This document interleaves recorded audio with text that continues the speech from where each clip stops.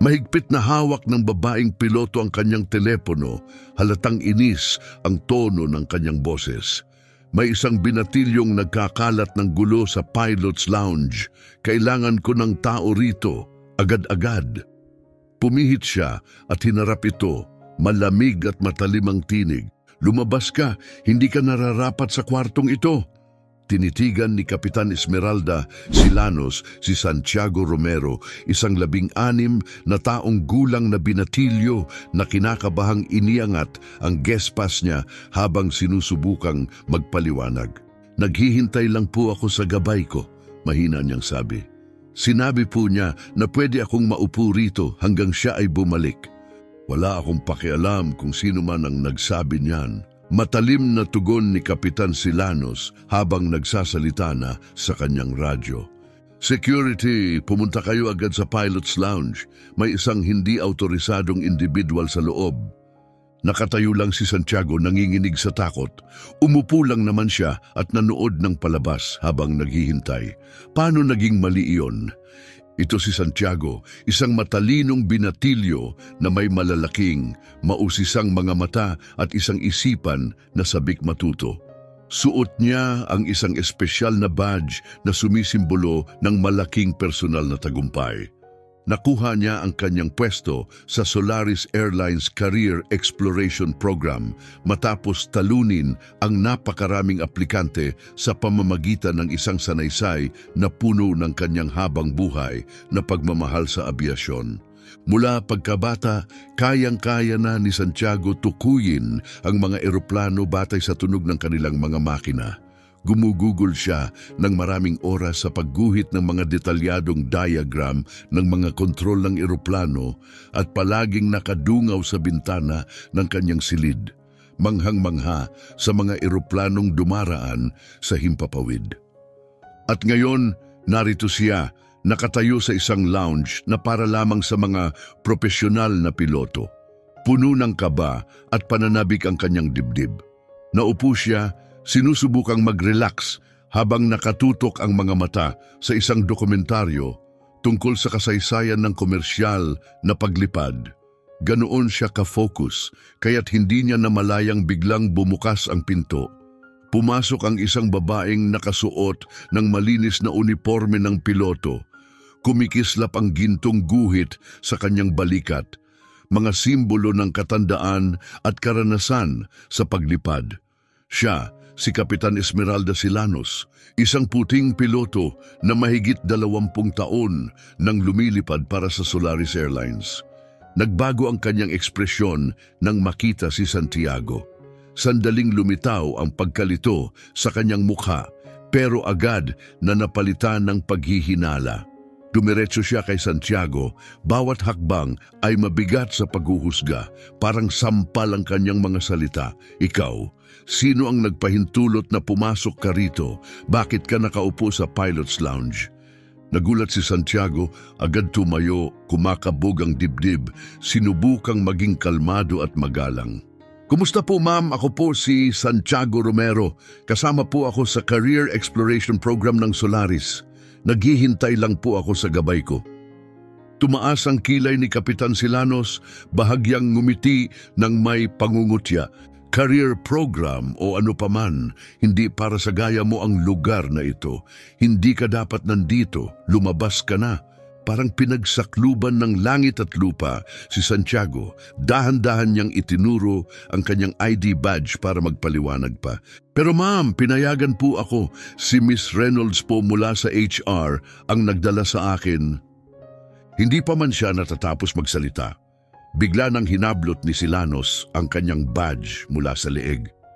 Naputol ang lanyard na may malakas na tunog. Saglit niyang sinuri ito at naglabas ng mabagsik na pahayag. Hindi ito totoo. Alam ko na, hindi ka nababagay dito at wala kang patunay. Isa itong malaking paglabag sa seguridad. Nanlumo si Santiago. Nakatayo siya roon, hindi makapaniwala sa nangyari. Bago pa siya makagalaw, muli na namang nagsalita sa radyo si Kapitan Silanos. Pumunta kayo agad sa pilot's lounge. May isang nanghihimasok sa secure na lugar gamit ang peking ID. maaaring seryosong banta ito.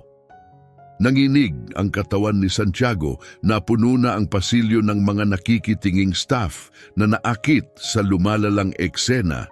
Dapat sana ito ang isa sa pinakamasayang araw ng kanyang buhay. Sa halip, naging isa itong masakit na alaala, hindi dahil sa kanyang ginawa kundi sa paraan ng pagtingin sa kanya ng iba. Ang kinabukasang pinaghirapan niyang buuin ay nasa bingit.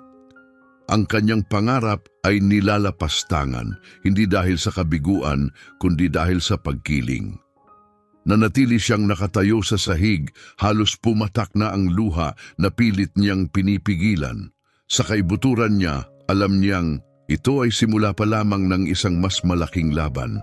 Sumingit ang static ng radyo, binasag ang katahimikan habang nananatiling matikas si Kapitan Silanos sa gitna ng lounge. Ang mga bulungan at tingin ng mga staff ay tila tahimik na paghuhusga na lalo lamang nagpabigat kay Santiago. Pinilit niyang buuin ang kanyang lakas ng loob, isang hakbang pasulong, nanginginig ang tinig. Ma'am, nagsasabi po ako ng totoo. Si Miss Reynolds po mula sa HR ang nagdala sa akin rito. Tahimik lang po akong nakaupo ng 20 minuto. Wala po akong ginawang masama. Ngunit bingi si Kapitan Silanos sa kanyang pakiusap. Wala siyang ipinakitang awa o pagkabahala. Itinaas niya ang ID ni Santiago na parang isang mapanganib na bagay at humarap sa mga piloto at crew na ngayon ay nakapaligid na. Pakiusap lahat ng naririto. Tandaan ninyo ito. Tayo ay sinanay upang matukoy at tugunan ang mga potensyal na banta. At ito ang ebidensya, isang binatilyong sinusubukang pumasok sa isang restricted area gamit ang peking pagkakakilanlan. Maaaring ito'y paniniktik o pagtatangkang pakialaman ang mga sensitibong sistema. Kumalat ang mga bulong sa unti-unting dumadaming tao at dumarami rin ang mga matang nakatingin kay Santiago. Puno ng paghihinala, ilan ay may halong paghusga. Ramdam niya ang matinding pag-iisa, tila lumiliit ang kanyang dibdib sa halo ng galit at kawalang magawa. Parang gumuho ang buong mundo sa kanya. Mabilis niyang iginala ang paningin sa paligid, desperado, hinahanap si Miss Reynolds o kahit sinong maaaring magsalita para sa kanya. Pero walang lumapit. Biglang tumambad ang tunog ng mabilis na yabag sa pasilyo. 2 gwardiya ang dumating, seryoso ang mga mukha habang pumasok sa lounge. Walang alinlangan silang lumapit kay Santiago. Itinuro siya ni Kapitan Silanos, matatag at punong-puno ng autoridad ang tinig. Ayan siya. Gusto ko siyang paalisin kaagad dito. Saliksikin ng mabuti. Hindi ito aksidente. Halatang sinusubukan niyang lampasan ang seguridad ng paliparan. Tiningnan si Santiago ng isa sa mga guwardiya, isang lalaking nasa gitnang edad na may matalas na mga mata at mahigpit ang bibig. Maingat siyang nagsalita. Anak, kailangan mo kaming samahan. Kailangang makumpirma ang pagkakakilanlan mo at alamin ang tunay na nangyari. Otomatikong umatras si Santiago, nanginginig ang boses pero pilit pinananatiling malinaw. Pangako po, nararapat po ako rito. Kasali po ako sa Aviation Experience Program. Pakiusap, kontakin niyo lang po si Miss Reynolds. Ipaliwanag niya ang lahat. Sumasang-ayon po ako, nagsasabi po ako ng totoo. Ngunit bago pa makasagot ang gwardya, muling sumabat si Kapitan Silanos. Ayaw bigyan ng kahit kaunting pag-asa si Santiago. Hindi nagbago ang kanyang matigas na ekspresyon. Nasayang na ang oras natin. Pinasok niya ang isang secure zone gamit ang peking ID. Hindi namin ito minamaliit. Isa itong seryosong usapin ng seguridad, ng paliparan at kaligtasan ng abiasyon. Parang hatol ang kanyang mga salita. Mabilis na nanikip ang dibdib ni Santiago habang tila umiikot ang mundo sa paligid niya. Nanlamig ang kanyang palad at dama niya ang bigat ng kawalang katarungan. Parang kinukuyom ang kanyang buong katawan. Walang tumutulong, walang nagsasalita at wala siyang magawa upang mapaniwala sila. Lumapit palalo ang mga guwardiya, nanginginig ang mga kamay ni Santiago habang inilalabas ang kanyang telepono, paos na ang boses sa sobrang tensyon. Pakiusap, tawagan ko lang po ang tatay ko, siya ang makakapagpaliwanag ng lahat. Nagtiklop ng mga braso si Kapitan Silanos at may mapanirang ngiti sa kanyang labi habang may panlilibak na tono. Sige, tawagan mo, pero duda akong makakatulong siya at pagkatapos nito, sisiguraduhin kong pareho kayong matatanggal sa trabaho. Malamang janitor ang mga magulang mo rito sa paliparan dahil sa gulong dinulot mo. Tahimik ang buong silid. Bakas ang pagkiling sa kanyang mga salita at naramdaman ito ng lahat. Ngunit wala pa ring nagsalita. Nanatiling nakatayo si Santiago, hindi makagalaw, pinipigilang pumatak ang kanyang mga luha. Nanginginig ang mga daliri habang itinatype ang numero ng kanyang ama. Umandar ang tawag, bawat pagtunog ay tila masakit at tumatagal sa katahimikan. Wala na siyang magawa kundi magdasal na sagutin ito ng kanyang ama. Ang tanging makakapagligtas sa kanya sa bangungot na ito, sa harap ng napakaraming mata.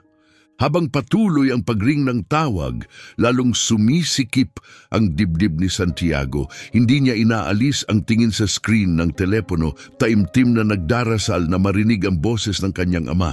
At habang tila bumabagsak ang lahat, isang bagay na hindi inaasahan ang nangyari.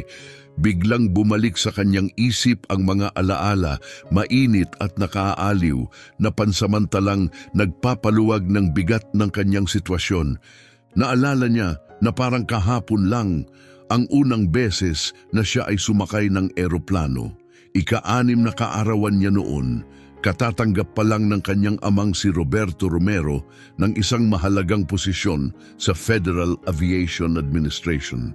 Bilang selebrasyon, lihim siyang pinaghandaan ng isang tour sa Dulles International Airport malapit sa Washington, D.C. Si Santiago, na noon ay isang munting batang punong-puno ng pagtataka, ay tumayo sa ilalim ng pakpak ng isang dambuhalang Boeing 777. Nakatingala habang ito'y lumilipad na parang isang higanting ibon. Ang sandaling iyon ay tumatak sa kanyang puso, punong-puno ng pagkamangha, tuwa, at isang matinding pangarap na balang araw ay makalipad din siya. Mula noon, hindi na siya tumigil sa pagtatanong. Naging sobrang interesado siya sa lahat ng bagay tungkol sa eroplano, paano ito gumagana, paano ito lumilipad, at paano ito ginagabayan ng mga piloto sa gitna ng unos. Ginugol niya ang maraming oras, kakakwento sa kanyang ama, na kahit gaano ka-busy ay laging may panahon upang ipaliwanag ang mga himalang nangyayari sa himpapawid. At laging tinatapos ng kanyang ama ang kanilang mga pag-uusap sa parehong linya. Kaya mong maging piloto, anak, basta manatili kang matapang at huwag na huwag kang susuko. Sa mga sumunod na taon, naging parabang isang maliit na mundo ng abiasyon ang kwarto ni Santiago. Puno ng modelong eroplano ang kanyang mga estante, mula sa mga unang imbensyon ng magkapatid na Wright hanggang sa makabagong mga jet tulad ng Boeing 787 at Airbus A350. Nakapaskil sa mga dingding ang mga diagram, posters at timeline ng kasaysayan ng paglipad. Madalas dumaan ng kanyang ama, ngingiti at magbibiro na mas mukha ng museo ang kwarto ni Santiago kaysa silid ng isang bata. Ngunit hindi lang ito basta libangan. Buong puso niyang inaral ang abiasyon, ginamit ang mga flight simulator upang magsanay ng take-off, landing at kahit mga emergency landing. Pinagpuyatan niya ito gabi-gabi, madalas ay masyado ng gabi. Paulit-ulit siyang sinasabihan ng ina na matulog na, pero ang kanyang ama tahimik lang na nanonood. Punong-puno ng pagmamalaki, alam niyang ang bawat puyat ay hakbang patungo sa pangarap ng kanyang anak. Ngunit kailan may hindi naging madali ang landas patungo sa pangarap ni Santiago. Sa paglipas ng mga taon, hinarap niya ang mga pagdududa at pangungutya. Madalas siyang tingnan ng mga tao, isang maliit na batang lalaki na may malalaking pangarap, at questionin kung talagang posible bang makalipad siya ng eroplano balang araw. Ang mga duda ay dumarating sa anyo ng mga bulong, komento at lihim na sulyap. At sa bawat pagkakataong tila mababasag siya ng mga sandaling iyon, laging naroon ang kanyang ama, si Roberto. Parang orasan, dumadating ito sa tamang oras, ilalagay ang matatag na kamay sa balikat ni Santiago at magsasalita ng may buong paniniwala. Santiago, sasabihin niya habang tinititigan ang anak sa mata, maaaring hindi maniwala sa iyo ang iba, pero kailanmay huwag mong kalimutang maniwala sa sarili mo. Nararapat kang lumipad at palaging bukas ang langit para sa iyo. Ang mga salitang iyon ang naging sandigan ni Santiago. Tinawid niya ang pinakamatitinding hamon sa buhay sa tulong ng mga ito, paalala na huwag sumuko. Kaya noong binuksan ng Solaris Airlines Special Aviation Experience Program ang aplikasyon para sa mga natatanging estudyante, alam niyang iyon ang kanyang pagkakataon, isang bihirang oportunidad na hindi niya maaaring palampasin. Ibinuhos niya ang kanyang buong puso sa sanaysay, isinulat niya ang tungkol sa kanyang pag-ibig sa paglipad, ang mga alaala nila ng kanyang ama, at ang pangarap niyang isang araw ay maupo sa loob ng cockpit, pinapanday ang daan sa ulap. Dumating ang araw ng resulta at labis ang kanyang kaba, kaya hindi niya kayang buksan ang liham. Nanginginig ang kanyang mga kamay. Si Roberto ang siyang nagbukas nito para sa kanya.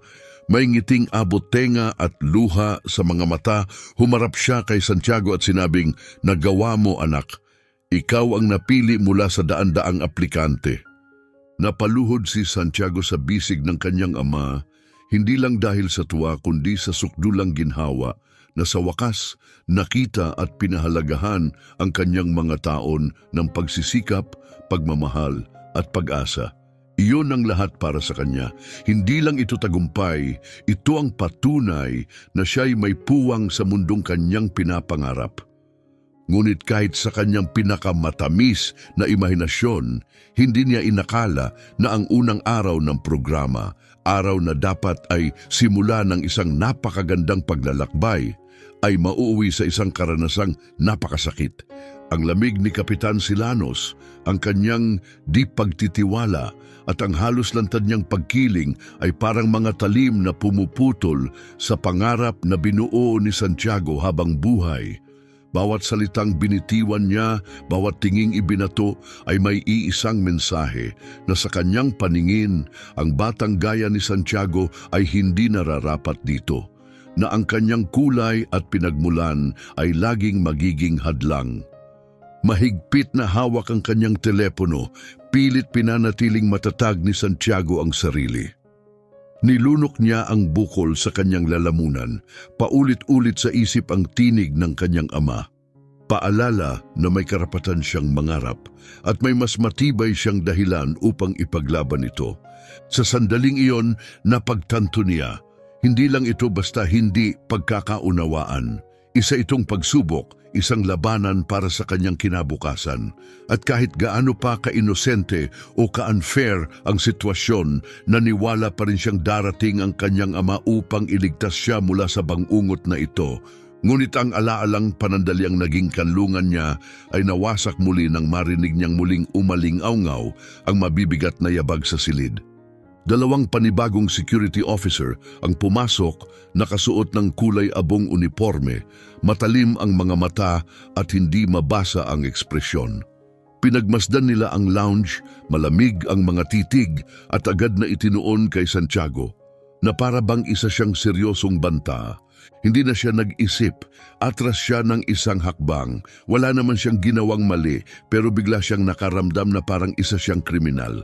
Ang isa sa mga guwardya matangkad at nakakatindig balahibong tingnan ang unang nagsalita. Walang emosyon ang kanyang tinig, ngunit mabigat ang dating.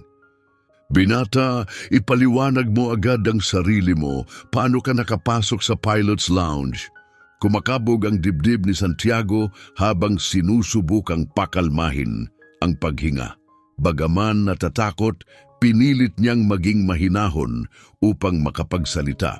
Ako po si Santiago Romero. Kasama po ako sa Career Experience Program ng Solaris. Si Miss Tanya Reynolds mula HR ang nagdala sa akin dito kaninang umaga, pero kinailangan po niyang umalis saglit. Tahimik na nakinig ang opisyal, pagkatapos ay tumingin kay Kapitan Silanos na para bang hinahanap ang kumpirmasyon. Ngunit sa halip na sabihin ang totoo o kahit man lang ipakita ang pag-aalinlangan, bahagya lang siyang ngumiti at nagkibit-balikat. Sa loob ng 20 taon ko rito, malamig niyang sabi, hindi pa ako nakakakita ng estudyanteng pinapasok sa lounge na walang kasamang gabay. At yung badge na, yan, hindi tama. Ipacheck niyo ng mabuti. Makikita niyo. Ang kanyang pahayag, puno ng awtoridad at pagdududa, ay biglang nagbago ng ihip ng hangin sa silid. Nag-iba ang tindig ng opisyal. Lumapit pa siya kay Santiago, kita na sa kilos ang paghihinala. Ibigay mo sa akin ang ID mo. Sabihin mo ng malinaw kung saan mo nakuha yan at sino ang nagbigay sa'yo. Nanginginig ang mga daliri ni Santiago habang inaabot mula sa bulsa ng kanyang jacket ang wallet. Maingat niyang inabot ang ID badge, pilit na pinanatiling malinaw ang tinig sa gitna ng tensyon. Pangako po, nagsasabi ako ng totoo. Si Miss Reynolds po mismo ang nagbigay nito sa akin kaninang umaga. Nandyan po ang pangalan at litrato ko. Pakiusap lang, tawagan niyo po siya. Makukumpirma niya ang lahat, wala po akong nilalabag na patakaran. Ngunit ang tapat niyang mga salita ay nalunod sa lumalakas na bulungan sa paligid. Mas marami pang empleyado at piloto ang nagtipon sa may pintuan. Lalong lumakas ang mga sulyap at usapan.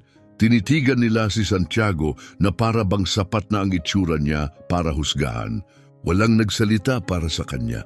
Wala ni isang taong lumapit upang sabihing nagsasabi siya ng totoo. Damang-dama ni Santiago ang isang masakit na katotohanan. Mag-isa siyang nakatayo sa labanang ito laban sa pagkiling at diskriminasyon. Si Kapitan Silanos, batid ang kapangyarihang psikolohikal na hawak niya, ay sinamantala ito. Matatag ang kanyang tinig, bawat salita'y sinadya upang lumikha ng imaheng puno ng pangamba. Tingnan niyo ng mabuti, ganito eksakto ang paraan ng mga taong may masamang intensyon para makalusot sa mga high security na lugar gaya nito. Hindi tayo pwedeng magpabaya, lalo na pagdating sa kaligtasan ng abiasyon. May makakapagsabi bang sigurado tayong wala siyang mas mabisang balak? Kahit walang basehan, ang kanyang mga salita ay nagtanim ng pagdududa sa isipan ng lahat. Ilang piloto ang umiling na kita ang pagkainis sa kanilang mukha. Para bang si Santiago pa ang sinisisi nila sa kaguluhang nangyayari. Ang iba na may tahimik na kinuha ang kanilang mga telepono, nagsimulang kumuha ng litrato o mag-record ng video, halong pag-usisa at malamig na kalupitan. Parang unti-unting nadudurog ang puso ni Santiago, ang kawalang katarungan, ang walang rason na paghihinala at tahimik na puot ay dumadagundong sa kanyang dibdib. Isang bigat na halos hindi niya kayanin. Lumapit pa ang matangkad na guwardiya, pinipilit siyang isiksik sa pader. Malamig ang boses nito at nakakatakot ang presensya. Kailangan ka naming isama para sa isang masusing paghalughog. Kapag patuloy kang hindi nakikipagtulungan, ituturing naming panghaharang sa operasyon ng mga awtoridad. Ramdam ni Santiago ang bumabagsak na bigat ng sandali, nakakatakot at nakakalula. Napagtanto niyang nahulog na siya sa bitag ng pagdududa at takot. Ni minsan sa kanyang buhay ay hindi niya inakala na ang pangarap na buong buhay niyang inalagaan ay maaaring mabasag ng ganito kabilis dahil lamang sa pagkiling ng isang taong hindi man lang siya kilala. Huminga siya ng malalim, pilit na kinokontrol ang nangingilid na luha. Sa gitna ng pagkalito at takot, tumingin siya sa kanyang telepono, nagbabaka sakaling dumating ang kanyang ama sa tamang oras upang sagipin siya mula sa bangungot na ito. Ngunit nanatiling madilim ang screen. walang tugon, tahimik, at doon niya tuluyang naunawaan, mag-isa nga talaga siya, naipit sa unos ng paghihinala, walang kasangga, walang sasalo. Muling iginala ni Santiago ang tingin sa break room, hinahanap ang kahit isang taong makauunawa, makikiramay. Ngunit ang bumungad lamang sa kanya ay malamig na mga mata, mapanuring tingin, o mas masahol pa, kawalang pakialam na parang punyal sa dibdib. Hindi pa siya kailanman nakaramdam ng ganitong pagkakahiwalay sa mundo. Parang sa isang iglap, binura ang lahat ng pag-asang itinayo niya sa loob ng maraming taon. Nakasandal sa malamig na pader, pinisil ni Santiago ang kanyang mga kamao, pilit na hinahanap ang huling hibla ng tapang sa kanyang puso. Hindi inaalis ng guwardiya ang tingin sa kanya na natiling matigas at walang emosyon habang ang kasama nito ay nagsalita ng mahina sa kanyang radyo. Hindi kalayuan, si Kapitan Silanos ay nanonood lamang, nakaakma ang mga bisig at may bahagyang mapagmataas na ngiti sa gilid ng kanyang labi. Tiningnan niya si Santiago na para bang nag-e-enjoy sa takot na nakaukit sa mukha nito. Lumapit siya, tinaasan ang tinig upang marinig ng lahat sa silid. Kaya nga sinasabi ko palagi, huwag tayong magkakampante kahit saglit. Oo, mukha siyang walang masama, pero paano natin malalaman kung anong tunay niyang iniisip? Isang pagkakamali lang at maaring kapahamakan ang idulot. Tila sibat ang mga salitang iyon, ginawang mula sa isang estudyanteng may malaking pangarap si Santiago, tungo sa isang imahe ng banta sa mata ng mga nakapaligid. Kita niya ito, ang takot, pag-aalala at pati galit nakaukit sa mga mukha ng mga taong dati iniidolo niya, mga taong pinangarap niyang maging katulad balang araw. Hindi na niya kinaya, nabiyak ang kanyang tinig nang sa wakas ay nagsalita siya, nanginginig sa damdamin, "Pakiusap. Pwede ko po bang tawagan ang tatay ko? Nangangako po akong wala akong ginawang masama. Siya po ang makakapagpaliwanag. Pakiusap lang." Tinitigan siya ng gwardya ng matagal. Sa kamarahang tumango, may bahid ng alinlangan. Agad na dinampot ni Santiago ang telepono, nanginginig ang mga daliri habang tinatype ang numero. Mabilis ang tibok ng puso niya, mababaw ang paghinga. Bawat pagtunog ng tawag ay parang habambuhay, pinipiga ang kanyang damdamin. Tahimik siyang nagdasal na sana sagutin ito ng kanyang ama. Ngunit patuloy ang katahimikan, bawat segundo'y lalo lamang pinapalakas ang takot sa kanyang dibdib. Habang naghihintay, patuloy ang pagsasalita ni Silanos sa mga taong nakapaligid. Matatag pa rin ang tinig, punong-puno ng pagdududa. Sanay kami sa ganitong klaseng kilos. Ang mga taong may masamang balak, palaging mukhang inosente. Gagawin nila ang lahat ng tunog makatwirang paliwanag para takpan ang tunay nilang layunin. Ilang beses ko na itong nakita at ang kilos niyang ito talagang kahina-hinala. Muling kumalat ang bulungan sa grupo. Mas marami pang tingin ang bumaling kay Santiago. Ngayon ay punong-puno ng pangamba. Sa paningin ng mga tao, hindi na siya isang binatilyong puno ng pag-asa. Isa na siyang panganib. Isang taong dapat layuan, isang taong dapat katakutan. Hindi makapaniwala si Santiago sa nangyayari. Ilang sandali pa lang ang nakalipas, punong-puno ng pangarap ang kanyang kinabukasan. Ngunit, sa isang iglap, lahat iyon ay unti-unting nawawala. Dahil sa isang kasinungalingan. Isang kasinungalingan mula sa isang taong hindi man lang siya kilala. Lubos na nauunawaan ni Santiago kung gaano kabigat ang nakataya. Isang maling sandali lang, isang taong titingin sa kanya bilang banta sa seguridad ng paliparan at maaari nang magunaw ang lahat ng kanyang pinaghirapan. Sa isang iglap ang pangarap niyang maging piloto, pangarap na matagal na niyang iniingatan ay maaaring tuluyang maglaho. ang kanyang reputasyon, ang posibilidad ng scholarship at lahat ng oportunidad sa larangan ng abyasyon ay pwedeng maglaho na lamang mabura dahil sa isang malupit at walang batayang paghuhusga. At sa wakas, tumigil na sa pagring ang telepono. Sumabog sa katahimikan ang boses ng kanyang ama, matatag at tiyak. Santiago, anong nangyayari? Ngunit imbes na pag-aanin ng loob ni Santiago, ang pamilyar na boses ng ama ang siyang tuluyang gumiba sa kanyang emosyonal na pananggalang. Binalot siya ng takot at panik at halos hindi na niya maibuka ng malinaw ang kanyang mga salita. Dad, nasa airport ako. Akala nila sumugod ako sa pilot's lounge. Hindi sila naniniwala. Hindi ko na alam ang gagawin. Nagkaroon ng mahabang katahimikan sa kabilang linya. Para kay Santiago, tumigil ang pag-ikot ng mundo.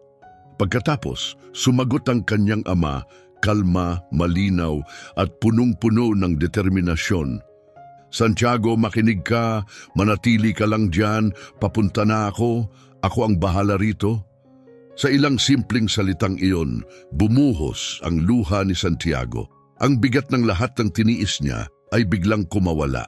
Halong ginhawa at takot ang sumalubong sa kanya, parang alon na sumampal sa kanyang buong pagkatao. Napansin ni Kapitan Silanos ang luha at hindi niya pinalampas ang pagkakataong lalo pa siyang saktan. Ngumiti siya ng mapanira at nagsalita ng malakas upang marinig ng lahat. O tatawag ka na ngayon sa daddy mo? Tipikal, sana inisip mo yan bago ka nagkunwaring may karapatan kang narito. Tumama ng matindi ang insulto, ngunit nanatiling tahimik si Santiago, mahigpit na hawak ang telepono, binibilang ang bawat segundo hanggang sa dumating ang kanyang ama. Sa sandaling iyon, hindi pa siya kailanman nangailangan ng ama ng ganoon kalalim. Lahat ng kanyang pinaghirapan, ang kanyang kinabukasan, pagkatao at layunin ay nakalaylay sa isang hibla. At tanging ang kanyang ama ang maaaring sumalo sa kanya mula sa nakakatakot na pagkakalaglag na ito.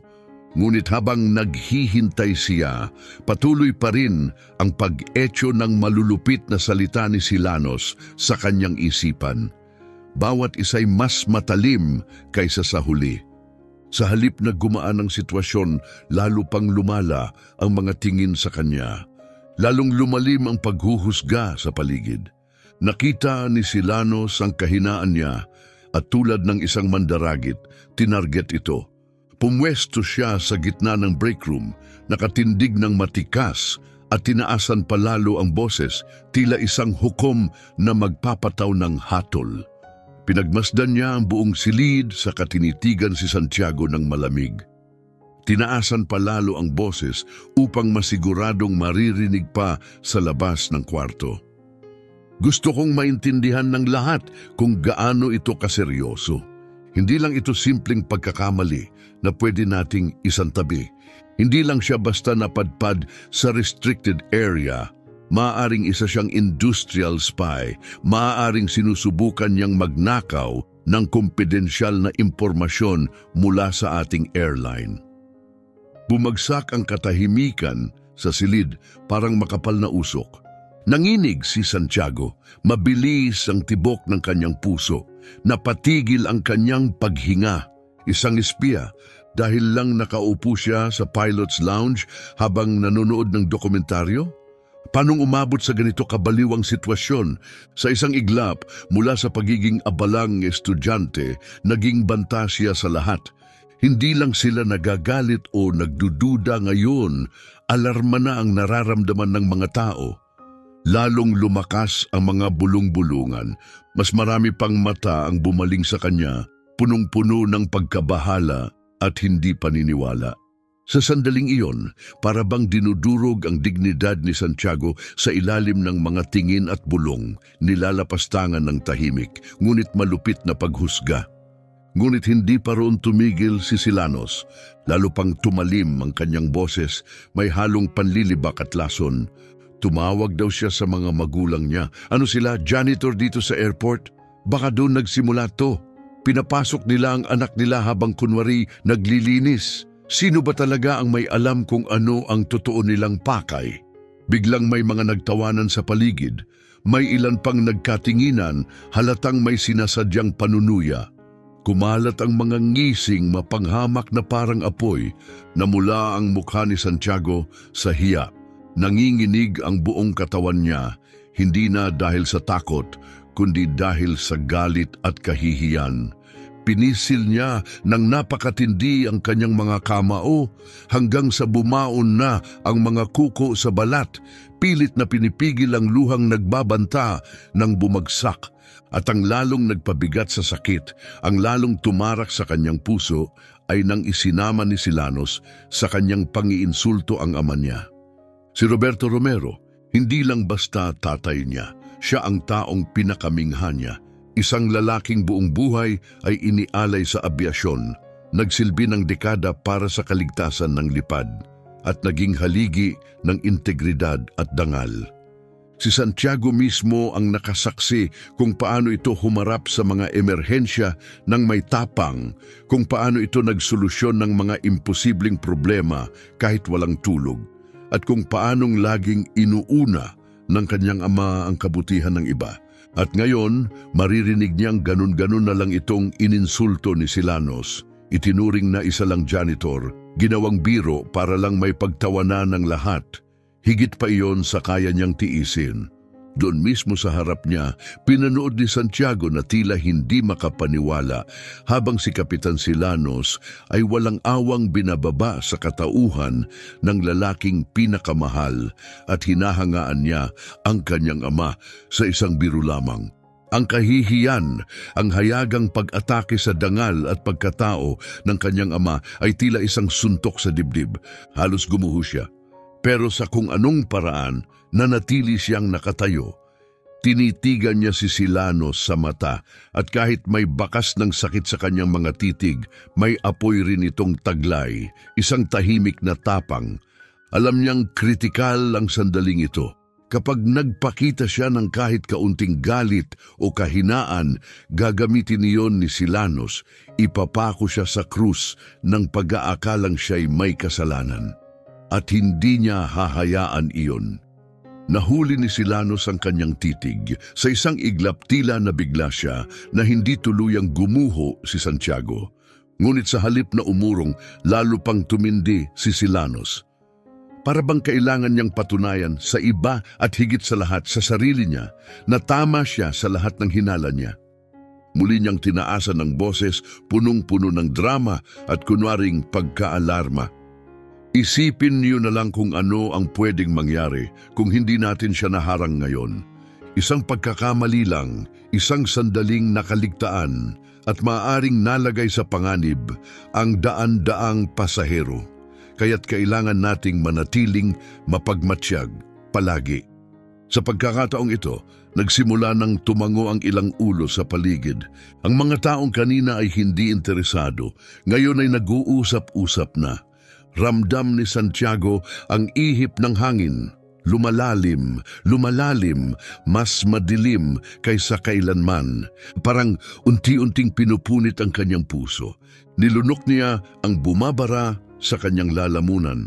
Pilit na kinokontrol ang kanyang damdamin. At sa wakas, sa tinig na nanginginig ngunit matatag, nagsalita siya.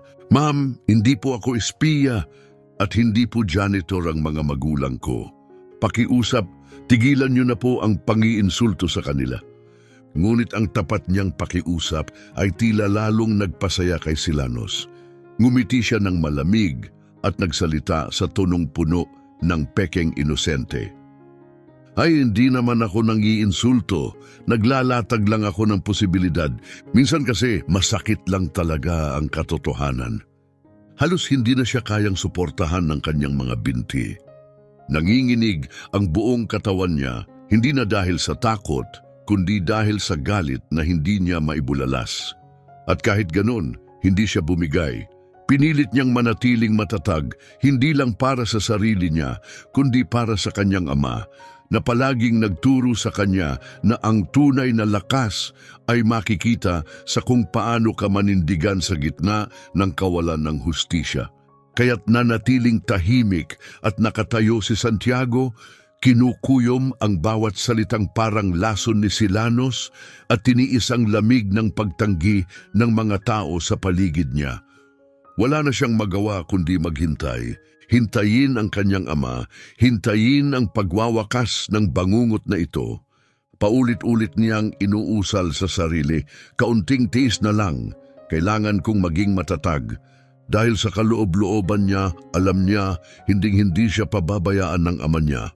Ngunit kahit iyon ay hindi sapat para mawala ang sakit. Patuloy ang pag-etyo ng mga salitang mapanakit ni Silanos sa kanyang isipan.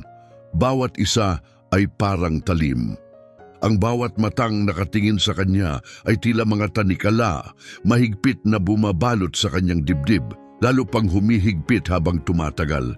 Hirap na siyang huminga, bawat hinga ay mas mabigat, Parang bibigay na ang tuhod niya sa bigat ng lahat, pero nanatili siyang matatag. Ang tanging pinanghahawakan niya ngayon ay ang telepono sa kanyang kamay, ang huling lifeline niya. Dahan-dahan, ibinaba ni Santiago ang kanyang ulo, sinusubukang patatagin ang paghinga.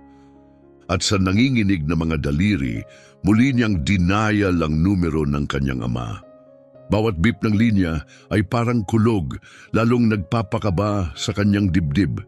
At sa wakas, dumaan ang boses ng kanyang ama. "Santiago, ako to. Ayos ka lang ba?" Sa mismong sandaling iyon, ang pamilyar, matatag at kalmadong tinig ng kanyang ama ay halos tuluyang nagpabagsak sa kanya. Lahat ng damdaming pinipigil niya mula kanina ay biglang bumulwak. Nabiyak ang kanyang boses habang nagsalita, halos hindi na makahinga sa halong takot at kawalang magawa. "Dad, sinabi nila espiya raw ako. Akala nila pinasok ko yung lugar. Wala ni isa man lang na nakikinig. Pakiusap, puntahan mo na ako." Nagkaroon ng katahimikan, hinawakan ni Santiago ang hininga, tila nahinto ang kanyang puso habang hinihintay ang sagot. At dumating ito, matatag, buo at mapanatag. "Santiago, makinig ka ng mabuti. Huwag kang padadala sa takot. Huwag kang mawawala sa sarili mo. Papunta na ako sa airport ngayon na. Manatiling matatag. Pangako, hinding-hindi ko hahayaang tratuhin ka ng ganito muli." Ang matatag at makapangyarihang tinig ng kanyang ama ay tila sinag ng liwanag na bumaon sa nakakalunod na kadilimang halos lumamon na kay Santiago. Ang tinig na iyon, ang tinig na kilala niya buong buhay, ay taglay ang lakas, katiyakan at pangakong magkakaroon ng hustisya. Huminga ng malalim si Santiago, mabilis na pinunasan ng luha sa sulok ng kanyang mata. Hindi siya maaaring bumigay ngayon. Hindi kung kailan papalapit na ang kanyang ama, handa siyang ipaglaban, ibalik ang kanyang dangal, at sagipin ang pangarap na ngayon ay nakalaylay na lang sa isang sinulid. Ngunit bago pa siya tuluyang makabawi, muling nagsalita si Kapitan Silanos, matulis at mapanakit ang boses. Para bang hindi niya matanggap na si Santiago ay nakadama pa ng kahit kaunting pag-asa. Malinaw, malakas at sinadyang iparinig sa lahat ang kanyang mapanirang mga salita. Aba, napakadramatikong tagpo. Siguro papunta na ang daddy niya mula sa shift niya bilang tagalinis para sagipin ang mahal niyang anak. Pero paumanhin, wala kaming panahon para sa mga sentimental na eksena. May mga patakaran kaming sinusunod. May mahihinang halakhak na kumalat sa paligid. Bumalik ang mga mapanghamak ng ngiti at sulyap. Nagsimula na namang uminit ang paligid sa lason ni Silanos. Bawat salita, bawat tawa ay lalong nagpabigat sa dibdib ni Santiago. Ang kawalang katarungan ay sobrang lalim na, nanginginig na ang kanyang mga kamay. Pero kahit ganon, kinagat niya ang kanyang labi at nanatiling matatag. Tinitigan niya si Silanos ng may tahimik na paglalaban. Hindi siya papayag na magapi. Napansin ni Silanos ang pagbabago sa kanyang tingin, ang pagtanggi niyang umatras at tinaasan niya ang kilay. Hindi niya inaasahang makakakita ng ganitong uri ng lakas. Pero sa halip na umurong, lalo pa siyang naging marahas. Wala na siyang balak umatras ngayon, masyado na siyang lumayo. Bumaling siya sa mga security officer at nagsalita ng marahas, puno ng inip. Kung hindi darating agad ang mga magulang niya, alisin niyo na siya rito. Sobra na ang oras na sinayang natin. Nagatubili ang 2 guwardiya, halatang hindi sigurado. Pero kalaunan, napilitan silang gumalaw papalapit kay Santiago. Naghandang muli si Santiago, lahat ng kalamnan niya ay nanigas. Ngunit bago pa sila tuluyang makalapit, tumunog ang isa sa mga telepono ng gwardiya. Agad niya itong sinagot at halos kaagad nagbago ang kanyang ekspresyon. Gulat, kalituhan, pag-aalinlangan, bumaling siya sa kanyang kasamahan at may ibinulong. Nagtinginan ng dalawa at biglang natigilan sa kanilang pagkilos. Napansin ni Silanos ang biglang pagbabago at napakunot ang noo, halatang naiinis. Sumigaw siya, "Ano na? Bakit kayo huminto?" Nag-alinlangan ang isang gwardiya, halatang inaarok ang tamang pananalita.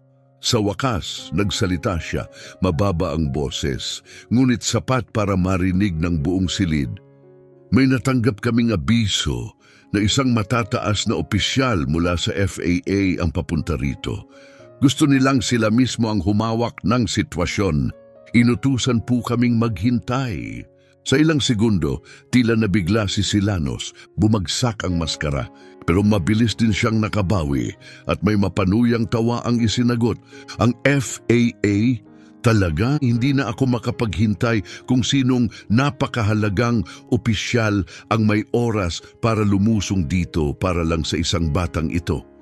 Narinig ni Santiago ang bawat panlalait, ngunit sa pagkakataong ito, hindi na siya natinag.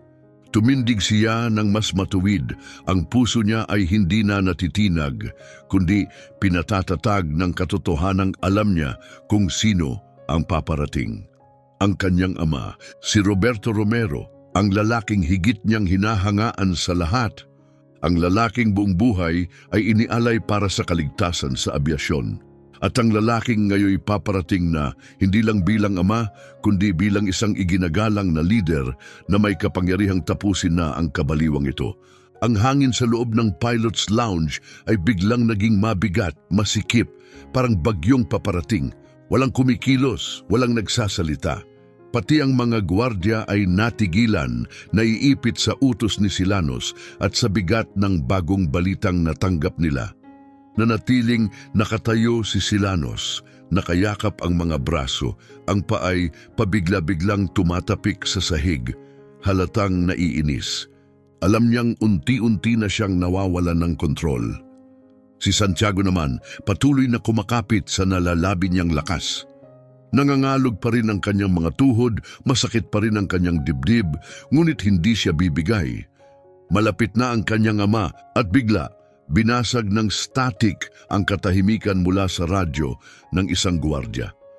Sumunod ang isang malinaw at makapangyarihang boses. "Pansin sa lahat ng unit, papasok ang VIP personnel sa pilot's lounge.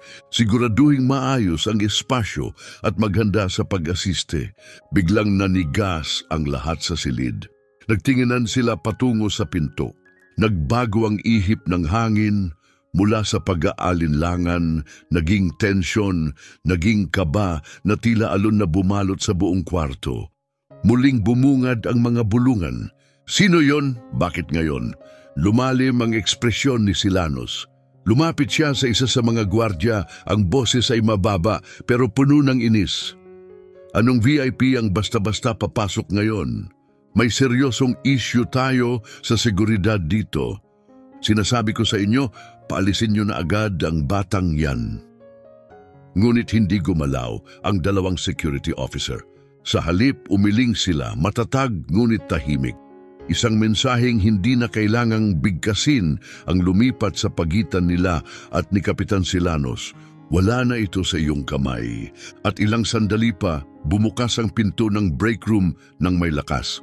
Ang tunog ng kumpiyansang mga yabag ay kumalat sa makintab na sahig.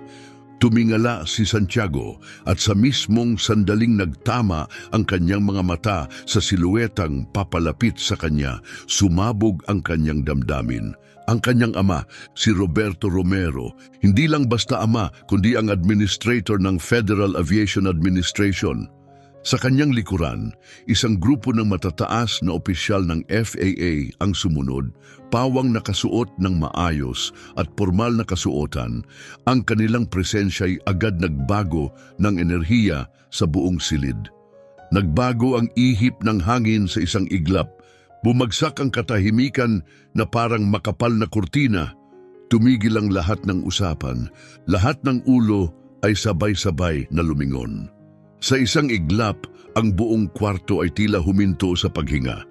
Nanigas si Silanos, ang dating mapagmataas niyang ekspresyon ay tuluyang gumuho na palitan ng pagkagulat at hindi makapaniwala. Ang lalaking tinawanan niya na inakala niyang isang tagalinis ay isa pala sa pinakamakapangyarihang tao sa larangan ng abiasyon sa buong Amerika. Nawala ang kulay sa kanyang mukha. Dire-diretsyong lumapit si Roberto Romero kay Santiago, hindi nagaksaya ng kahit isang hakbang. Ang kanyang mukha ay puno ng agarang pag-aalala at matinding malasakit. Ipinatong niya ang isang matatag at maaliwalas na kamay sa balikat ng kanyang anak at sa tinig na kalmado pero puno ng init, sinabi, "Santiago, ayos ka lang ba? Nandito na ako, tapos na ito." Ang mga simpleng salitang yun ay parang lifeline, parang liwanag na sumilay sa gitna ng dilim. Sa sandaling iyon, alam ni Santiago, ligtas na siya. Namuo ang mga luha sa kanyang mga mata at tuluyang bumagsak, hindi dahil sa takot, kundi dahil sa labis na ginhawa. Narito na ang kanyang ama at hindi na siya nag-iisa. Hinaplos ni G. Romero ang balikat ng anak ng marahan, saka siya humarap. Mabagal ngunit may bigat kay Kapitan Silanos. Nagbago ang tono ng kanyang boses. Ngayon dala na nito ang buong bigat ng kanyang autoridad. "Ako si Roberto Romero, administrator ng Federal Aviation Administration. Buong linaw na naiparating sa akin kung ano ang nangyari sa anak kong si Santiago Romero sa paliparang ito." Huminto siya saglit, hinayaang manahimik ang paligid. Lubos akong nababahala sa nalaman kong siya ay tinrato ng may paghihinala, hinusgahan at inakusahang walang basehan ng walang anumang malinaw na dahilan. Napabuka ang labi ni Silanos, pinipilit makapagsalita. Nang sa wakas ay nakalabas ang tinig, mahina at nanginginig ito. "Ginoo Romero, hindi ko po alam na anak niyo siya. Sumusunod lang po kami sa mga patakaran pangkaligtasan." Ngunit tinaas ni Roberto ang kamay, pinutol ang kanyang paliwanag, kalmado, matatag at walang kapatawaran. Ligtas na operasyon ang lagi nating pangunahing layunin, ngunit may malaking kaibahan sa pagitan ng pagsunod sa patakaran at pang-aabuso sa posisyon. Nagbitaw kayo ng malulubhang paratang na walang batayan. Pinahiya niyo ang isang binatilyo sa harap ng mga profesional, hindi dahil sa katotohanan, kundi dahil sa sarili niyong pagkiling. Ngayon, iniikot niya ang tingin sa buong silid. Bawat mukha ay tinatapunan ng malalim na sulyap. Ang nangyari ngayong araw ay hindi lang pagsira sa dangal ng anak ko. Ito ay pagsilip sa isang mas malalim na problema. Isang kulturang puno ng paghihinala, ng kayabangan, ng pagturing sa mga taong walang kapangyarihan na parang wala silang halaga. Bawat salita ay parang martilyo, binabasag ang imaheng maingat na binuo ni Silanos. Nagiba ang tingin ng mga tao sa paligid. Mga kasamahan niya na kanina'y tahimik, ngayon ay nakatingin na sa kanya ng may kakaibang ekspresyon. Paghuhusga, pagkabigo, maging pagkasuklam. Nakatayo si Silanos, matigas ang katawan, ngunit ang isip ay gulo-gulo na sa bigat ng lahat. Wala na ang talim ng kumpiyansa sa kanyang tindig. Ibinaling niya ang kanyang mga mata sa sahig, walang nasabi. At sa katahimikang iyon, si Santiago ay nanatiling nakatayo, sa tabi ng kanyang ama. Nanginginig pa rin ng bahagya, ngunit mas matatag kaysa kanina. Sa kanyang dibdib, unti-unting bumabalik ang katahimikan. May naramdaman siyang umuusbong sa kanyang kalooban, pasasalamat, pagmamalaki, at pagbabalik ng isang bagay na inakala niyang nawala, pag-asa. Ngayon, nauunawaan na niya kung gaano kabilis makain ng kawalang pag-asa ang isang tao. Ngunit ngayon rin niya natutunan, kasing bilis din ng pagbabalik ng pag-asa kung may taong handang lumaban para sa iyo. At sa tabi ng kanyang ama na itataguyod muli ang kanyang pangalan, naririnig sa wakas ang kanyang boses, muling natagpuan ni Santiago ang kanyang pag-asa. At kasama nito ang kanyang dangal. Ang pagdating ni Roberto Romero ay hindi lamang nagpanumbalik sa dangal ni Santiago.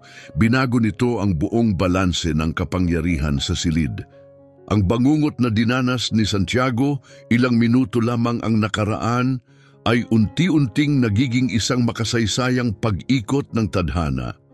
Ang katotohanang matagal nang nilamon ng paghihinala at pagkiling ay ngayoy muling lumilitaw sa harap ng lahat. Lalong tumindi ang tensyon sa Pilot's Lounge sa presensya ni na Roberto Romero at ng kanyang mga kasamang opisyal ng FAA. Baliktad na ang sitwasyon. Ngunit si Kapitan Silanos, na ngayoy tila nawawala pa rin sa kanyang kayabangan, ay hindi pa rin nakakaagapay sa bagong realidad na nasa harap niya. Ayaw pang umurong, ipinagpatuloy pa niya ang kanyang mga akusasyon, patuloy na kumakapit sa natitirang autoridad. Tinatanggap ko ang buong responsibilidad sa aking mga ginawa. Hindi biro ang kaligtasan sa abyasyon. Kailangang iulat ang kahina-hinalang kilos ang batang ito. Naputol ang kanyang mga salita nang magtagpo ang kanilang mga mata ni Roberto Romero. Ang kanyang tingin, matahimik ngunit matalim, ay tila tumagos sa kanya. Sa sandaling iyon may nabasag sa loob ni Silanos nang hina ang kanyang kumpiyansa. Nawala ang kulay sa kanyang mukha nang tuluyan niyang maunawaan kung sino talaga ang kaharap niya. Hindi ama ng janitor, hindi isang taong maaari niyang baliwalain, kundi ang mismong administrator ng FAA.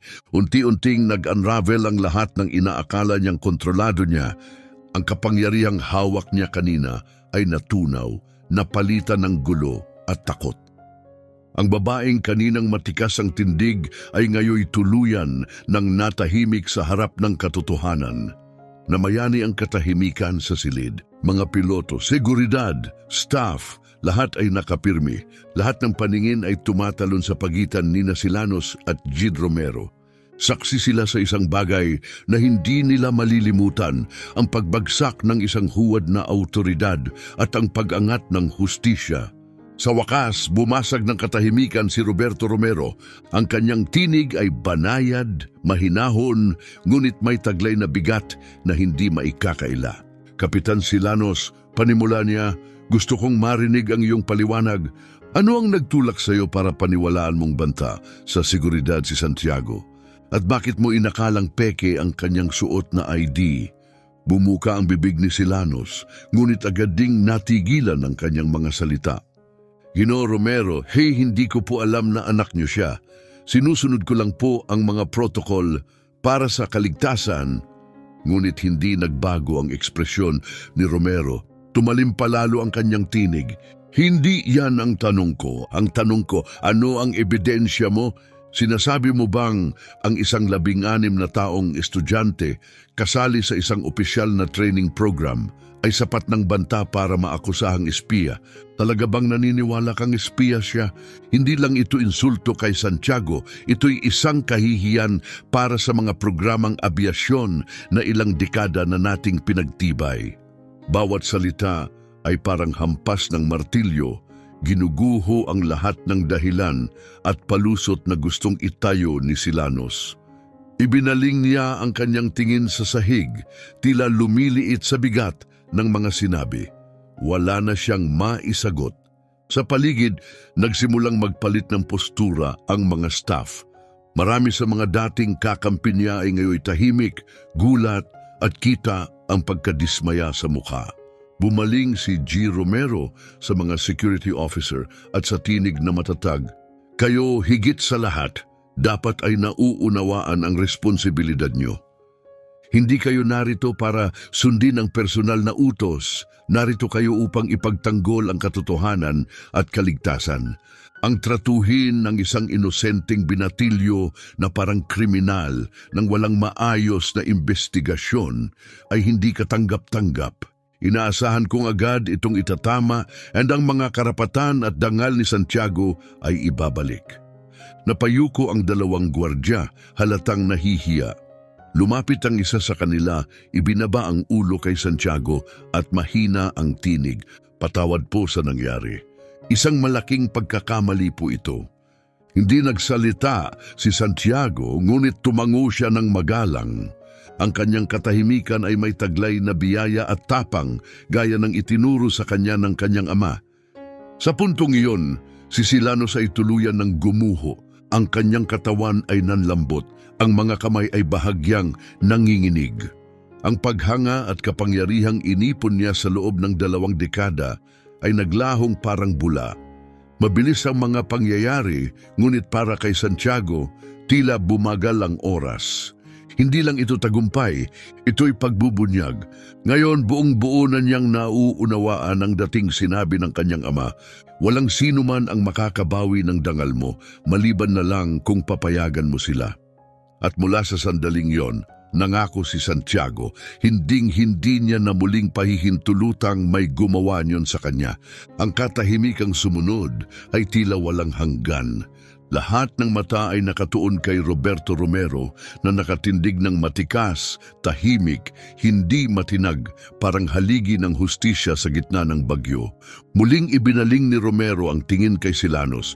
Hindi na ito pag-uusap, ito'y pagsusuri ng kanyang etika, profesionalismo at pagkatao. At dumating ang kanyang tinig muli, mabagal, sukat at matalim. "Kapitan Silanos, hinihintay ko pa rin ang malinaw na sagot. Ano mismo ang nagtulak sa iyo para paniwala ang banta si Santiago? Ano ang basehan mo sa pagtawag sa seguridad at sa hayagang pag-akusa sa kanya bilang isang industrial spy?" Tila nawawala na si Silanos. Nanginginig ang kanyang mga mata habang paikot-ikot sa paligid, nagmamakaawa ng kahit kaunting suporta.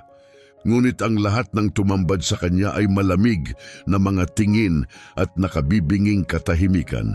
"Ako, hindi ko po sinasadyang makasakit," pautal-utal niyang sambit. "Ginagawa ko lang po ang tungkulin ko. Nakita ko siyang mag-isa sa lounge na may badge na hindi ko kilala. Akala ko peke. Sinubukan ko lang pong sundin ang prosedura." Tumaas ang kilay ni Romero, na natiling matatag ang ekspresyon niya at lumapit siya ng bahagya. "Sundin ang procedure," mariin niyang ulit. "In-verify mo ba ang badge bago kumilos? May tinanong ka ba para i-confirm ang pagkakakilanlan niya? O nag-assume ka lang base sa hitsura niya?" Tumigil siya, hinayaang lumutang sa hangin ang tanong. "Nirepaso ko na ang buong sitwasyon. Valid ang ID ni Santiago. May buong karapatan siyang naroroon. Ang mga akusasyon mo, walang batayan, ay ginawang kriminal ang isang inosenteng bata at pinahiya mo siya sa harap ng lahat ng narito." Sinubukan pang magsalita ni Silanos, desperadong kumakapit sa huling palusot. "Kung alam ko lang po na anak niyo siya, iba sana ang naging approach ko." Ngunit sa mismong sandaling lumabas ang mga salitang iyon sa kanyang bibig, nagbago ang silid. Subtle pero halata. Lahat ay nakaramdam ng bigat ng kanyang inamin. Hindi ito tungkol sa protokol, hindi ito tungkol sa kaligtasan. Ito ay tungkol sa status. Kung anak siya ng kahit sino nang hindi kilala, tiyak, pareho pa rin ang trato sa kanya.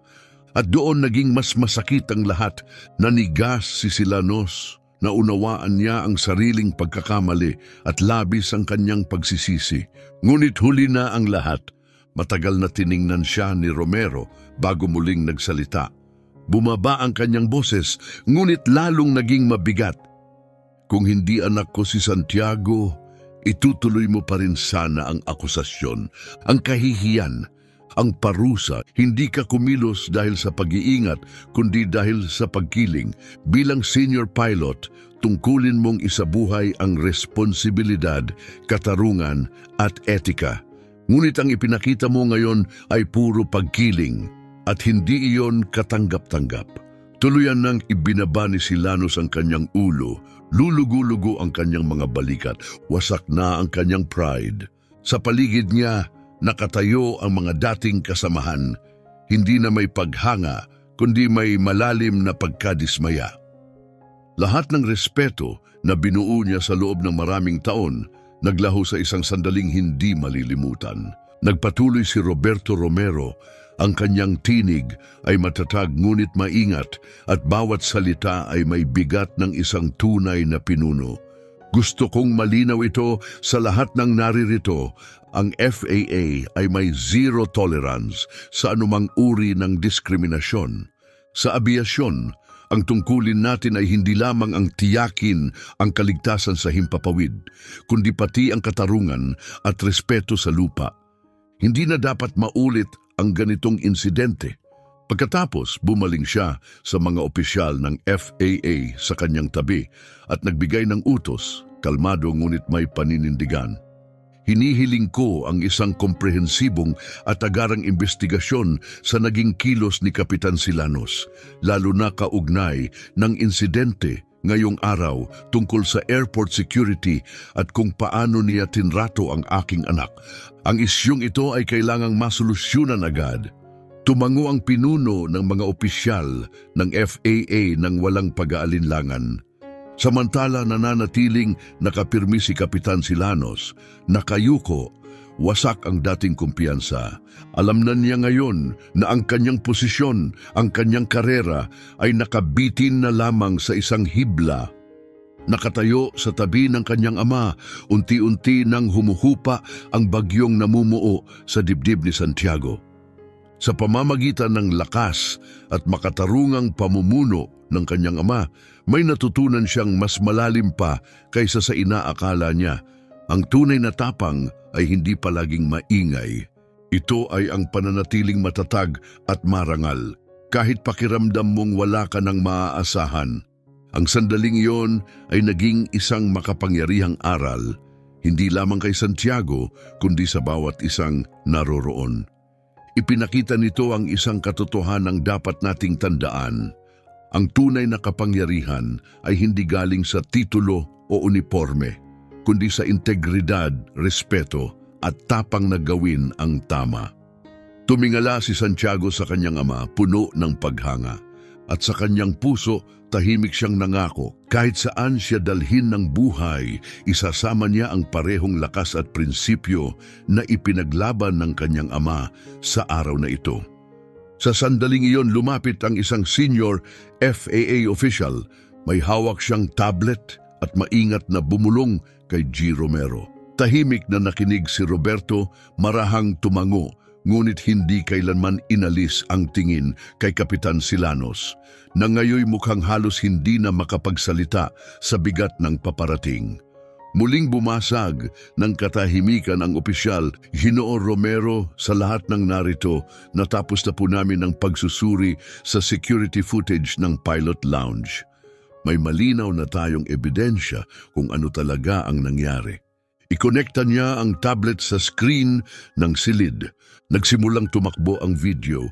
Ipinakita nito si Santiago na pumapasok sa break room kasama si Tanya Reynolds mula HR.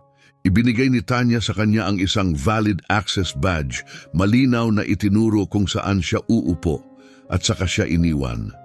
Lahat ay ayon sa protokol, walang anuman na kahina-hinala. Sunod, ipinakita ang tahimik na panonood ni Santiago ng dokumentaryo, hindi man lang umaalis sa kanyang kinauupuan. Ang tanging kaguluhan ay nagsimula nang dumating si Kapitan Silanos. Nagsimula siyang magtanong ng marahas nang hindi man lang tiniyak ang badge o pagkakakilanlan ni Santiago. Tumayo ang binatilyo at sinubukang magpaliwanag, ngunit agad siyang sinalubong ng pagdududa at galit. Pagkatapos ng video, napuno ng bulungan ng pagkabigla ang silid. Lahat ng paningin ay muling bumaling kay Silanos. Ngayoy may halong galit at pagkakadismaya. Nanatili siyang hindi gumagalaw, namumula ang mukha sa hiya at naubos ng katotohanan ang lahat ng kanyang palusot. Ngunit hindi pa tapos ang opisyal. Sinuri rin po namin ang record ni Kapitan Silanos sa FAA at sa Solaris Airlines at ang mga natuklasan ay lubhang nakababahala. Hindi po ito unang insidente. Bumagsak ang mga hininga ng mga tao, may mga halatang napasinghap, nanginginig na ang katawan ni Silanos. Sa nakalipas na 3 taon, pagpapatuloy ng opisyal, may 3 formal na reklamo laban kay Kapitan Silanos. Lahat ay may kinalaman sa diskriminasyon laban sa mga staff at pasaherong may kulay. Malinaw ang pattern, paulit-ulit na insidente, walang basehang paratang at mapaminsalang pag-aakusa batay sa personal na pagkiling. Mas matalim pa ito kaysa sa kahit anong nasabi kanina. Hindi lamang ito pagkakamali. Ito'y paglalantad ng mas malalim na problema. Nabulabog ang silid. Ang mga taong dating humahanga kay Silanos ay ngayon ay nakatitig sa kanya, puno ng pagdududa, galit at panlulumo. Si Santiago, nakatayo pa rin sa tabi ng kanyang ama, ay nakaramdam ng isang buhol-buhol na emosyon, gaan sa dibdib na lumabas na ang katotohanan. Lungkot na may ganitong klaseng kawalang katarungan na naganap. Tumingin siya kay Roberto Romero na naroon pa rin, matikas, kalmado at buong-buo. Ang lalaking hindi lang siya ipinagtanggol, kundi lumaban para sa isang mas malalim na prinsipyo: hustisya, dangal, pagkakapantay-pantay, at ngayon hindi na nakatago ang katotohanan. Sa wakas, nagtangkang magsalita si Silanos. Ang kanyang boses ay mahina, halos wala ng lakas. Patawad, hindi ko intensyong makasakit. Nabahala lang ako para sa kaligtasan. Pakiusap, Ginoo Romero, bigyan niyo pa po ako ng isa pang pagkakataon. Ngunit hindi natinag si Roberto Romero. Ang kanyang tinig ay nanatiling matatag, malamig, ngunit hindi malupit. Kapitan Silanos, aniya, ang mga pagkakamali ay maaaring patawarin. Ngunit ang paulit-ulit na paglabag, lalo na kung nakaugat sa pagkiling, ay isang mas mabigat na usapin. Tiningnan niya ang buong silid, saka muling bumaling sa kanya. Ang kapatawaran ay para sa mga handang akuin ang buong responsibilidad, para sa mga handang matuto at magbago. Ang nakita natin ngayon ay hindi isang simpleng pagkukulang, kundi isang paulit-ulit na pag-uugali. Huminga siya ng malalim at ibinagsak ang huling hatol. Klaro at walang alinlangan. Walang lugar ang discrimination sa industriya ng abiasyon. Hindi ngayon, hindi kailanman. At sa sandaling iyon, ang huling salita ay hindi lamang mula sa isang ama na ipinagtanggol ang kanyang anak, kundi mula sa isang leader na tumindig para sa tama. Tumigil si Roberto Romero, matatag ang kanyang tingin habang pinagmasdan ang bawat isa sa silid, sinisigurong tatama at lalapat ang kanyang mga susunod na salita. Gusto kong malinaw ito sa bawat isa sa inyo. Panimula niya kalmado ngunit walang pag-aalinlangan ng boses. Walang puwang ang pagkiling at diskriminasyon sa abiasyon o sa alinmang propesyon. Ang sandaling ito ay hindi lang leksyon para kay Kapitan Silanos. Isa rin itong paalala sa ating lahat tungkol sa mga tunay na halagang dapat nating panindigan. Katarungan, dangal at respeto para sa isa't isa. Nakatayo si Santiago sa tabi ng kanyang ama, punong-puno ng damdaming hindi na kayang ilarawan ng salita. Namugbog sa kanyang dibdib ang pagmamalaki. Ito'y hindi lamang pagtatanggol, kundi isang pahayag. Isang sandali ng katotohanang inihayag sa paraang maririnig ng buong mundo. At habang umalingaw-ngaw ang huling salita ni G. Romero sa loob ng lounge, muling nanahimik ang lahat. Ngunit ngayon, hindi na ito katahimikan ng takot o tensyon. Ito na ang katahimikan ng hustisya, isang katahimikan ng pagninilay ng pananagutan. Muling iginala ni Romero ang kanyang tingin. Tumama ito kay Silanos na nananatiling maputla at nanginginig. At sa tinig na kalmado ngunit mabigat, binitiwan niya ang mga salitang magiging tuluyang pag-ikot ng tadhana. Bilang administrator ng Federal Aviation Administration, opisyal kong sinususpinde si Kapitan Esmeralda Silanos sa aktibong tungkulin, epektibo agad. Inuutos ko ang isang buong investigasyon kasama ang Solaris Airlines upang suriin ang kanyang asal, mga desisyong may kinalaman sa kaligtasan at ang kabuuan ng kanyang profesional na pag-uugali. Hanggang makumpleto ang investigasyon, siya'y aalisin sa lahat ng tungkulin at hindi papayagang gumanap ng anumang flight-related responsibilities. Bawat pangungusap ay tila martilyong bumagsak, eksakto at walang pasubali. Napatigil si Silanos, tila binagsakan ng buong bigat ng kanyang sariling kilos. Namula ang kanyang mukha sa kahihiyan. Bahagyang bumuka ang kanyang bibig, tila gustong magsalita, humingi ng tawad o ipagtanggol ang sarili, ngunit walang lumabas ni isang salita. Bago pa siya makabawi, 2 airport security officers ang lumapit. Seryoso ang ekspresyon, eksakto ang kilos. Isa sa kanila ang kalmadong nagsalita, "Kapitan Silanos, kailangan niyo po kaming samahan." Tumitig si Silanos sa paligid, ang mga matay naghahanap ng simpatya, ng karamay, ngunit wala siyang nakita. Ang mga dati niyang kasamaan na minsang humahanga sa kanya ay ngayoy tumatalikod o tahimik na tumitingin, punong-puno ng pagkadismaya. Walang tumindig upang ipagtanggol siya. Tahimik na pinanood ni Santiago, ang kanyang damdamin ay halo ng gaan at lungkot. Naipaglaban ng hustisya, ngunit masakit pa ring masaksihan ng ganitong pagbagsak. Ngayon lubos niyang naunawaan kung gaano kapinsala ang hindi naitama o pinabayaang pagkiling, hindi lang sa biktima nito, kundi pati na rin sa may dala. Mabagal na lumakad si Silanos sa gitna ng 2 guwardiya. Bawat hakbang ay mabigat, tila hinihila pababa ng bigat ng kanyang mga kasalanan. Walang salita ang narinig sa buong silid habang siya'y lumalakad palayo. Tanging ang tunog ng kanyang unti-unting lumalabong mga yabag, isang paalalang kahit gaano ka makapangyarihan, kung inaabuso, mabilis itong maglalaho. Pagkasara ng pinto sa kanyang likuran, muling bumaling si Roberto Romero sa mga opisyal ng FAA at mga ehekutibo ng airline. Nagbago ang kanyang tinig mula sa hatol patungo sa profesional na pagkilos. Kailangan na nating umusad.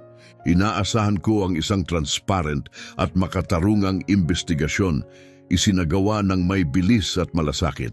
Suriin ang bawat pulisiya, bawat training protocol. Siguraduhin natin na walang sino man, kailanman, ang kailangang dumaan sa ganitong karanasan muli.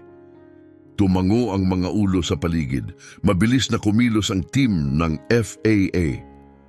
Ang atmosfera ay biglang nagbago mula tensyon tungo sa responsibilidad. Tumitig si Santiago sa kanyang ama, pusong punong-puno. Hindi lang sa kapangyarihan o lakas ng loob ng ama siya humanga, kundi sa habag, karunungan at paninindigang tumayo para sa tama. Napansin ni Roberto ang bahagyang pag-aalala sa mga mata ng kanyang anak. Maingat niyang hinawakan ang kamay nito, pinapawi ang takot, hindi sa pamamagitan ng salita, kundi sa pamamagitan ng tahimik na lakas. "Santiago," wika niya pagkatapos ng ilang saglit, "huwag mong kakalimutan ito. Ang halaga mo ay hindi batay sa paningin ng iba. Ito'y nasusukat sa kung paano ka manindigan sa mga ganitong sandali. At ngayong araw, higit pa sa sapat ang napatunayan mo." Tumingala si Santiago at nagtama ang kanilang mga mata. Nakita niya roon ang pagmamahal, tiwala at walang sawang paniniwala. At dahan-dahan tulad ng araw matapos ang mahabang bagyo, muling bumalik ang tiwala niya sa sarili. Sa mga tao sa paligid, isang figura ang lumapit. Bit-bit niya ang awtoridad ng respeto at ang init ng malasakit. Isang babaeng kilala sa buong industriya, si Kapitan Amara Johnson. Isang piloto na may higit 20 taong karanasan, hindi lamang kilala sa galing sa paglipad, kundi pati na rin sa tapang sa pagharap sa di pagkakapantay-pantay saan man ito lumitaw. Ngumiti siya kay Santiago at sa tinig na puno ng kabaitan, "Santiago," wika niya, "ikinalulungkot kong kinailangan mong danasin yon, pero gusto kong malaman mo, may puwang ka sa abyasyon. Kailangan ka namin dito, kabataan na may passion, may paninindigan. Kung gusto mo, iniimbitahan kitang sumama sa akin sa cockpit. Ipakita ko sa iyo kung saan ka talaga nararapat." Nagliwanag ang mga mata ni Santiago. Halong pagkamangha at tuwa ang bumalot sa kanya. Lumingon siya sa kanyang ama, na tahimik na tumango, may pagmamalaking nakapinta sa mukha. At yun lang ang kailangan niyang pahintulot. Habang lumalabas siya ng lounge kasama si Kapitan Johnson, may nabago sa loob niya. Ang mga matang minsang tumingin sa kanya nang may pagdududa, ngayoy punong-puno ng paggalang at pagkilala. Ilang piloto at staff ang ngumiti. May ilan na tahimik na nagsabing, "Patawad." Ang iba na may tumangulang, may respeto sa mata. Hindi lang dahil na ipaglaban ang hustisya, kundi dahil ang dangal niya ay naibalik. At doon niya naunawaan, iyan ang tunay na hustisya. Hindi lang ito ang pagpaparusa sa mali. Ito ang pagbubuo muli ng tama. Sa dulo ng isang mahabang pasilyo na may mga bintana at kumikislap na palatandaan, naglakad si Santiago sa tabi ni Kapitan Amara Johnson. Habang papalapit sila sa kanyang eroplano, ibinahagi nito ang ilang bahagi ng kanyang paglalakbay. Mga kwento mula sa mga unang taon ng kanyang karera sa abyasyon. Ikinuwento niya ang mga laban na hinarap niya, hindi laban sa makina o masamang panahon, kundi laban sa mga pagkiling na minsang nagtangkang itikom ang kanyang mga pakpak. "Santiago," mahinahong wika niya, "naranasan ko rin yung pinagdaanan mo. Naramdaman ko rin ang hapdi ng hinusgahan, kinwestiyon, hindi dahil sa ginawa ko, kundi dahil sa kung sino ako. May mga araw na gusto ko nang sumuko. Pero napagtanto ko ang isang mahalagang bagay, ang pinakamabisang paraan para mapagtagumpayan ang pagkiling ay hindi galit, kundi ang patunay na karapat-dapat tayong naroroon. Hindi lang basta karapat-dapat, kundi kayang lumipad, mas mataas pa sa inaakala nila." Bumaon sa puso ni Santiago ang kanyang mga salita. Naramdaman niyang naiintindihan siya, na nakita siya na pinatatag siya. Sa katauhan ni Kapitan Johnson, hindi lamang siya nakakita ng huwaran, nakita niya ang sarili niya sa hinaharap. Huminto sila sa harap ng isang kumikislap na Boeing 787. Bumukas ang pintuan ng cockpit, ipinakita ang isang mundong puno ng kumikislap na ilaw, mga kontrol at mga pangarap. Isang universo ng disiplina at posibilidad, naghihintay lamang na liparin. Ngumiti si Kapitan Johnson at marahang ipinatong ang kamay sa balikat ni Santiago. "Dito, Anya, dito ko nakikitang tatayo ka balang araw. Huwag mong hayaan na may magsabing hindi ka para dito. Malawak ang langit at naghihintay ito sa mga may tapang na lumipad." Tinitigan ni Santiago ang loob ng cockpit, ang puso'y bumibilis ang tibok. Hindi dahil sa takot kundi sa pag-asa. Ito ang sandaling nagdugtong sa nakaraan at sa kinabukasan. Muling nanumbalik ang paniniwala niya sa sarili, mas matibay pa kaysa dati. Pumasok siya. At sa hakbang na iyon, nagsimula ang bagong kabanata. Mula sa araw na iyon, si Santiago Romero ay hindi na lamang binatilyong biktima ng kawalang katarungan. Siya ay naging simbolo ng katatagan, katarungan at pag-asa. Para kay Roberto Romero, ang araw ding iyon ay nag-iwan ng panghabambuhay na marka, na ipakita na kahit sa isang industriyang nakabatay sa presisyon at profesionalismo, maari pa ring sumingit ang pagkiling. Ngunit hindi niya hinayaang manatili ito. Bilang administrator ng FAA, inilunsad niya ang isang malawak at matapang na kampanya, layuning gawing mas inklusibo ang aviation workforce at puksain ang diskriminasyon sa lahat ng anyo. Mga bagong programa ang ipinakilala sa buong bansa. Nagbukas ng mga pintuan para sa mga estudyanteng mula sa iba't ibang pinagmulan. Hindi lang ito pagsasanay, kundi pagbuo ng kamalayan, pagkakaisa at bagong kultura ng paggalang sa industriya. At malinaw ang mensahe, walang pangarap ang dapat mabigo dahil lamang sa pagkiling. Kumalat ng mabilis ang kwento ni Santiago. Ginawa siyang youth ambassador ng FAA. Naglakbay siya sa mga paaralan, workshops at aviation expos. Ibinahagi niya ang kanyang karanasan, bukas, totoo at may layunin. Hindi na siya natakot magsalita. Humaharap siya sa mga kabataan at tahasang sinasabi ang kanyang katotohanan. Oo, hinusgahan ako dahil sa aking hitsura. Oo, masakit. Pero natutunan ko rin na kapag nanindigan ka, kapag pinanghawakan mo ang katotohanan, ang hustisya ay lilitaw. Ipinapaalala niya sa kanila ang pagiging iba ay hindi kahinaan. Ito'y lakas. At ang inyong mga pangarap ay karapat-dapat ipaglaban. Lagi niyang tinatapos ang kanyang talumpati sa isang mensaheng tumatago sa puso. Ang abyasyon at lahat ng larangan ay nangangailangan ng mga katulad ninyo. Ang pagkakaiba-iba ay kapangyarihan at ang bawat pangarap ay dapat ingatan. Ang kinabukasan ay para sa mga may tapang na lumakad patungo rito. Tuwing sinasabi niya ito, dumadagundong ang palakpakan at madalas may luha. Tungkol naman kay Kapitan Silanos, ang investigasyon ng FAA ay naging mabilis, bukas at masinsinan. Malinaw ang ebidensya ng paulit-ulit na paglabag. Tinanggal siya sa kanyang posisyon. Masakit na wakas, ngunit kinakailangan. Isang pahayag. Walang sino man ang higit sa etikal na pananagutan at ang kapangyarihan na walang katarungan ay hindi dapat manatili. Ang pagbagsak ni Silanos ay hindi lamang parusa. Ito'y pagmulat na umalingaw-ngaw sa buong industriya ng abyasyon. Mga pulisiya ay nirepaso, mga pagsasanay ay niribisa. Ang kamalayan sa kultura at etika ay naging pangunahing prioridad.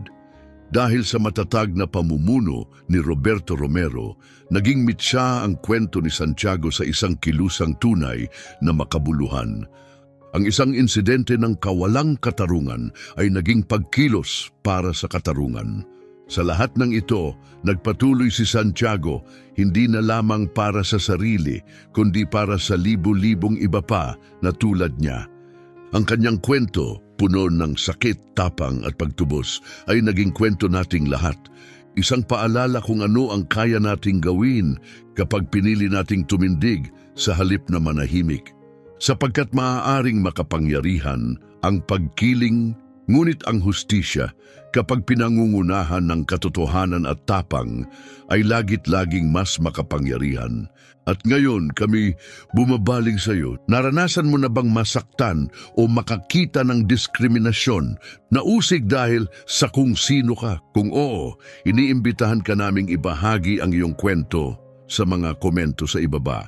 Iparinig mo ang iyong tinig, sapagkat sa bawat pagsasalita natin, mas lalo tayong lumalakas kasama. Kung tumimo sa puso mo ang kwentong ito, paki-like, i-share sa taong nangangailangan ng inspirasyon at mag-subscribe para sa higit pang kwentong may saysay at tapang. Maraming salamat sa panunood at tandaan, walang pangarap na masyadong maliit, walang tinig na masyadong mahina kapag pinanghahawakan ng katotohanan. Hanggang sa muli.